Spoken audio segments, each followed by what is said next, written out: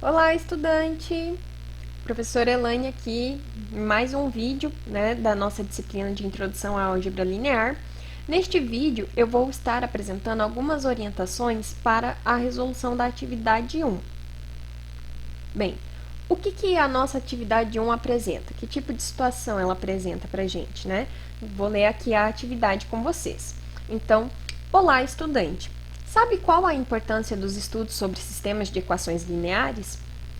Os sistemas de equações lineares possuem a característica de mostrar a relação entre duas ou mais incógnitas, de modo que possamos obter os valores numéricos delas que satisfaçam as equações apresentadas. Eles podem ser aplicados a diversas áreas, como administração, economia, física, entre outras. Então, por exemplo, vamos considerar um problema de economia aberta, isto é, uma economia em que existem demandas internas e externas. Esta economia ela é composta por três setores: a agricultura, a manufatura e a tecelagem. Vamos considerar x como sendo o valor da produção do setor de agricultura, o y é o valor da produção do setor de manufatura e o z é o valor da produção do setor de tecelagem. E a distribuição de consumo e produção vai dar origem ao sistema abaixo. Então, esse aqui é o nosso sistema, né? Então, nós temos aqui a nossa primeira equação, né? Formada aqui pela primeira linha desta matriz, né? Então, eu tenho aqui a primeira linha, menos meio, um terço e meio. Na segunda linha, eu tenho menos um sexto, menos um terço e um sexto. E na terceira linha, eu tenho um quarto, um terço e menos 3/4. Então, esta matriz aqui, ela tem 3 linhas e 3 colunas, ok? Então, nós temos aqui uma matriz de ordem 3. Aqui nós temos o nosso vetor incógnita, né? São as nossas incógnitas x, y, z. X é o preço, é o valor da produção da agricultura, y é o da manufatura e z é o da produção de tecelagem, né? E aqui nós temos os valores 10, 10 e 30, que seriam os valores correspondentes ao valor da demanda externa desta economia. Bom, este sistema aqui, ele está apresentado na sua forma matricial, né? Então, o sistema de equações lineares está escrito na sua forma matricial, ax igual a b, onde A é esta matriz aqui dos coeficientes, x é esta matriz aqui das incógnitas e b é esta matriz aqui dos termos independentes, ok? Então, essas são as nossas matrizes A, x e b. Importante a gente saber identificá-las. Bom, se a nossa matriz A for uma matriz quadrada e possuir inversa, a solução do nosso sistema ela vai ser expressa como sendo x igual à matriz inversa de A vezes a matriz B. Então, para encontrar o valor da produção do setor de agricultura, o valor da produção do setor de manufatura e o valor da produção do setor de tecelagem, vamos responder às seguintes questões.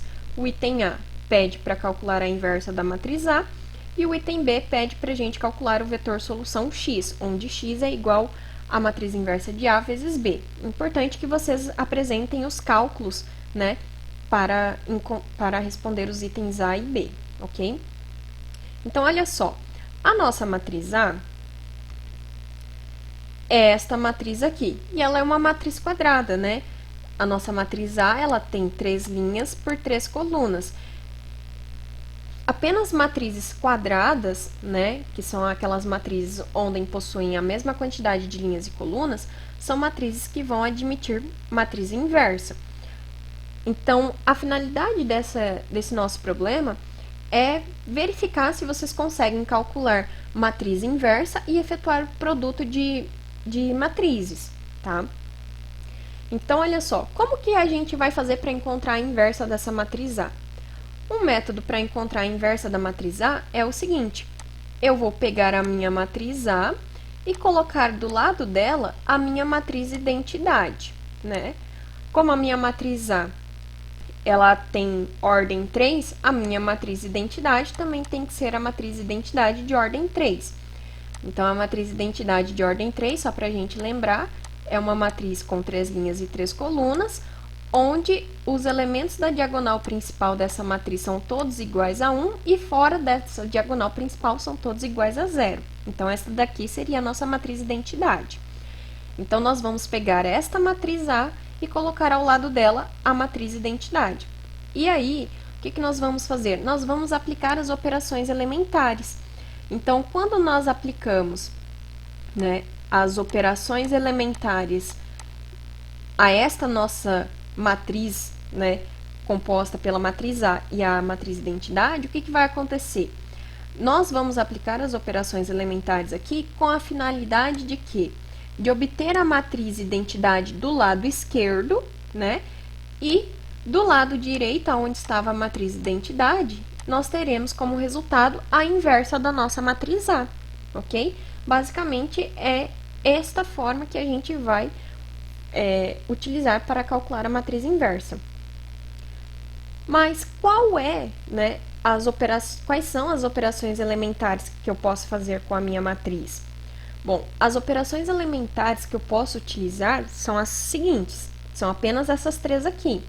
Eu posso permutar duas linhas, né? Então, por exemplo, eu posso vir aqui, pegar a linha 1 e trocar ela com a linha 3. Esta é uma operação válida. Então, eu posso trocar estas linhas de lugar.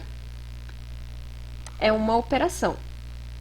Outra operação que eu posso fazer é multiplicar uma linha por um número real diferente de zero. Então, por exemplo, né, eu tenho aqui nessa matriz A todos os números fracionários. Eu tenho dificuldade de trabalhar com números fracionários. Então, o que eu posso fazer? Eu posso, por exemplo, né, vir aqui na minha linha 1 e fazer o seguinte. Eu posso multiplicar a minha linha 1, né? Posso fazer essa operação aqui. A minha linha 1, eu vou multiplicar ela por 6. Então, eu posso fazer isso. E quando eu multiplicar a linha 1 por 6, quem será a minha nova linha 1?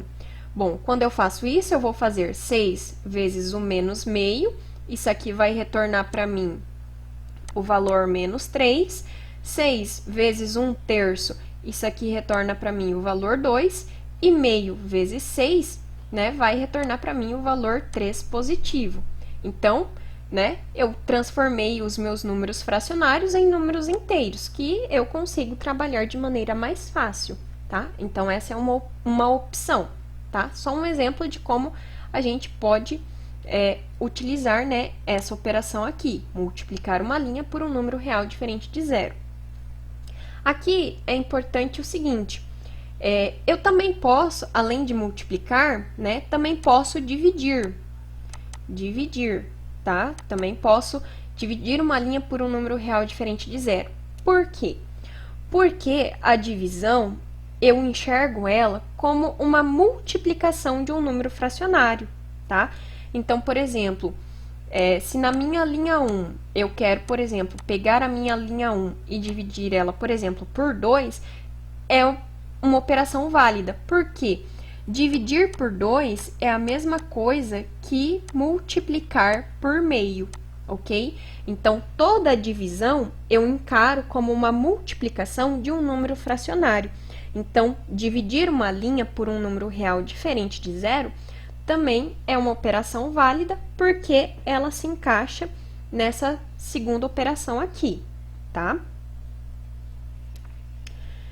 E a terceira operação que eu tenho é a seguinte, eu posso adicionar a uma linha outra linha multiplicada por um número real ou não.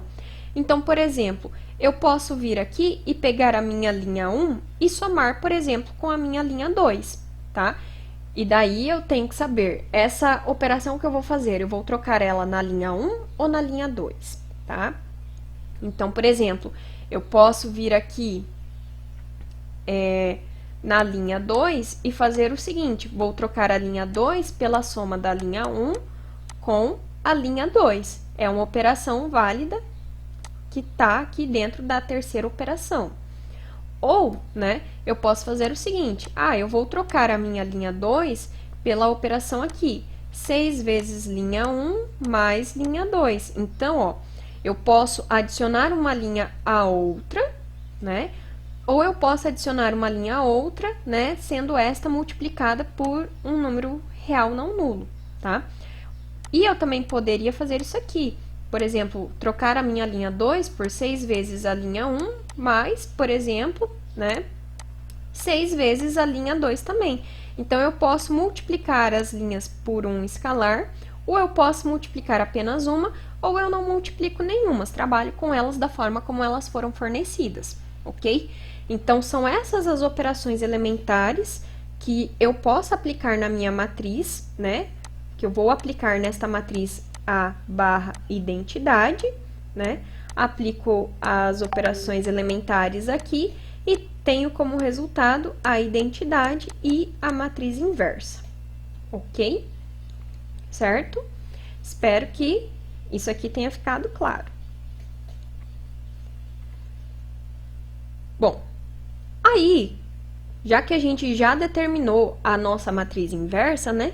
Agora a gente pode responder o item B, né? Qual é o vetor solução, né? Então, o meu vetor solução vai ser quem? Ele é x igual a matriz inversa de A vezes a matriz B. Então, o meu x é o nosso vetor incógnita aqui, né? x, y, z. Aí, a gente calculou a matriz inversa no item A, então basta trocar esta matriz aqui e multiplicar ela com o nosso vetor B, né? Como a nossa matriz A ela é uma matriz 3 por 3, a sua inversa também é uma matriz de mesma ordem, né? E a nossa matriz B aqui, a gente pode observar que ela tem qual dimensão? Ela tem 3 linhas e uma coluna. E o nosso vetor x, né, também tem 3 linhas e uma coluna.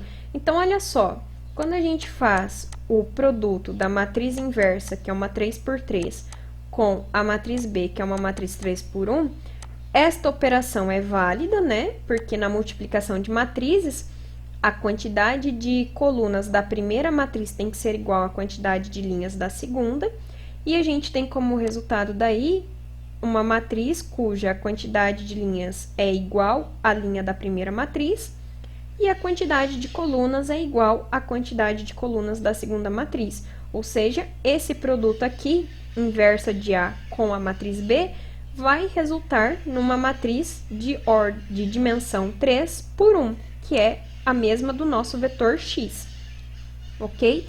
Então, aqui, basicamente, é a gente fazer a multiplicação de matrizes. Então, só lembrar, como que eu multiplico matrizes, né? Então, aqui a gente precisa saber efetuar a multiplicação de matriz, tá? Então, as orientações que eu tinha para esta atividade 1 são essas, né? Se vocês tiverem alguma dúvida com relação à resolução desta atividade, vocês podem entrar em contato, né, com o mediador, ok? Até mais, pessoal!